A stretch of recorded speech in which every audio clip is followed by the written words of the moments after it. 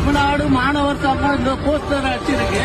தமிழ்நாடு மாணவர் சங்கத்துக்கு இந்த கள்ளக்குறிச்சியில 70 பேர் கூடி மது அழைச்சு தமிழ்நாடு கள்ளச்சாராயத்தை குடிச்சு மது அழைச்சு செத்த போது இந்த மாணவருக்கு இது தெரியலையா?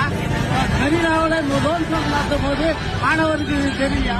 இது யாரோட கையாளு? இது டிஎம்கோட கையாளு. நீங்க ஒருத்தனுக்கு பகல்ல ஒட்டிருக்கணும். சரியான ஆம்பளையா இந்த போஸ்டர் நகரப்பேட்டையில பகல்ல ஒட்டிருக்கணும். நீங்க ஆண்மையே கிடையாதா?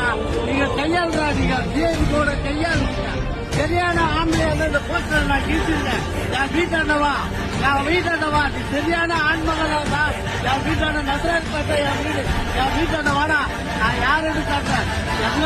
எங்க தங்கச்சிங்க, எங்க அண்ணனுங்க, எங்க குழந்தைங்க செத்து இருக்காங்கடா 40 பேரு.